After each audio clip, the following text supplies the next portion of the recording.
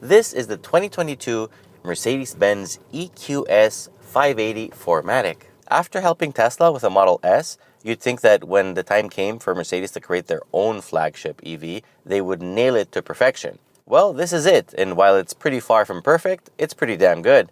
First of all, prices in Canada start at $147,000, and as tested, this one here today is $162,000. The shape might seem a bit odd. It's perfectly rounded like an egg, but by doing that, they achieved an impressive drag coefficient of only 0.2. I'm not a big fan of the exterior design, but I don't dislike it either. I just think it's not as impressive as it should have been. It just doesn't have that instant curb appeal, say, of an S-Class. But it does feel that way inside. With these crazy screens going from side to side, it feels like Mercedes built this car on a Black Friday where all the tablets were 50% off. All jokes aside though, this interior, especially with the ambient lighting at night, is extremely impressive. It's like the nicest strip club you've ever been in your life. Honestly, like the lighting is really amazing. All it needs is like a pole and a disco ball and mwah. Again, I'm just kidding. All the materials here are really exquisite. Everything is fantastic and everything you look at is really eye candy. It's built to the highest quality standards and it's luxurious as The technology here is impressive. It's not only the sheer amount of screens, but it's also what they can do. It also has really good driving assistance that can keep the lane, change the lane for you, and of course it has adaptive cruise. The MBUX system, of course, supports voice, so you can say, "Hey Mercedes, turn off my heated seat." And nothing happens. And then you try again. Hey Mercedes, hey Mercedes.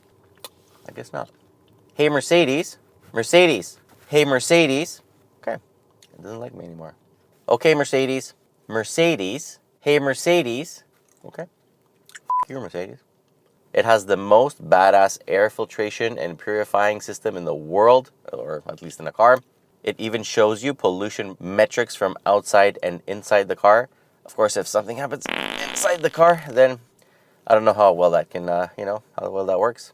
All the controls are rather intuitive and easy to use when you're stopped because it's like super complicated, except the button for Apple CarPlay, which is like so small. If it was any smaller, I would really never find it. I've heard that before. The passenger also gets his own screen with his own stuff, but that screen only works when the passenger is sitting there. Otherwise, it's just like a nice screensaver kind of thing.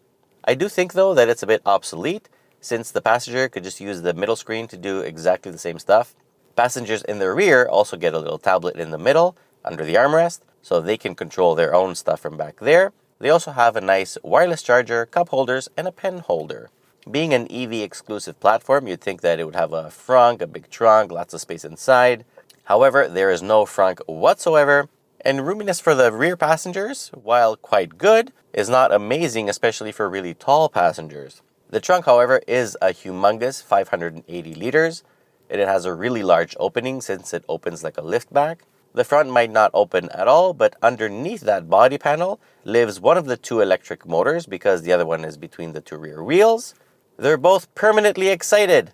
I'm not kidding. That's what the press release says. Permanently excited, like 18-year-olds. But together they do make 516 horsepower and 631 pound-feet of torque. So with the help of the all-wheel drive 4MATIC system, 0 to 100 kilometers an hour comes in 4.3 seconds, which is very impressive, at least for something really heavy. Needless to say, performance is really good, and from any speed to any speed, you just step on it and it really goes, and it makes a very interesting soundtrack. Even when it's braking, it's like, and then when you step on it, it's blowing in the bottle again. It's very nice though, I have to say. Performance-wise, zero complaints. This thing really goes. This big long egg rides on air suspension, and of course it has adaptive dampers. So in comfort mode, and being so quiet, the best way to describe the feeling from inside is like being a passenger in a first-class car on an intercity train. Even the soundtrack is an exact match. Honestly, it is so quiet, so smooth, you don't hear or feel anything. It's like you're riding on rails. Some bumps, like really big ones and sharp ones, you'll hear them, feel something. I mean, it's not going to disturb you much, but honestly, it's like The S-Class is good, but this is like removing even the slightest vibration from an S-Class. So this is a little bit better. You can imagine how good that is. Behind the wheel, handling-wise, it's not really exciting. The car is pretty capable, but it doesn't really feel like a car you'd like to throw around corners. It adores smooth driving in a straight line, or making U-turns actually, because it can really turn in tight spaces. It has standard rear wheel steering with either a 4-degree or 10-degree angle. This one has the latter, and honestly, it pivots on a dime. Initially, it's kind of weird because you turn the car and it just turns so much more than what you're expecting it to turn. So you got to be careful like in the beginning until you get used to it, or I can imagine getting out of this and going to some other car will kind of feel like the car doesn't like the turn, but this one really does turn. You just have to be careful because the dash is very tall, so you can't really see a lot. So it's kind of like going around turns. You can like hit some curbs and stuff, like you really don't see much, but my God, does it turn. It's like, whee! It's like those horses when they show off that just turn around themselves. It's like really interesting. You can't really do one-pedal driving. You can adjust the recuperation, which is the word they use for regeneration. It will slow down the car a lot, but it won't stop completely. Also, the brake pedal itself moves in and out, which makes it really weird because it's kind of like you have to guess where the pedal is to know how hard you have to step on it. The brake pedal is very inconsistent, to be honest, with the braking system. In a word, I just didn't like the brakes at all.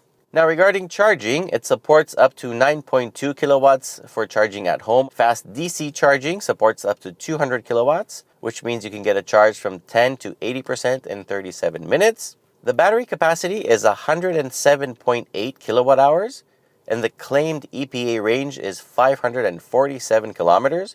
Although during my tests, I think the projected maximum was just about 500. I doubt you can even reach that. This battery is humongous, so to be able to have that kind of range, I mean, if you're charging at home, it can take up to like 12, 13 hours. You need to plan if you drive far. So the competition for this is, of course, the Tesla Model S, the Genesis G80 EV, the BMW i7, which we're going to be reviewing soon, and it does look very promising, the Audi e-tron, Porsche Taycan maybe, and of course, once you get up to this price point, the one to beat, I think, is going to be the Lucid Air, because at this price, you get a lot of nice cars.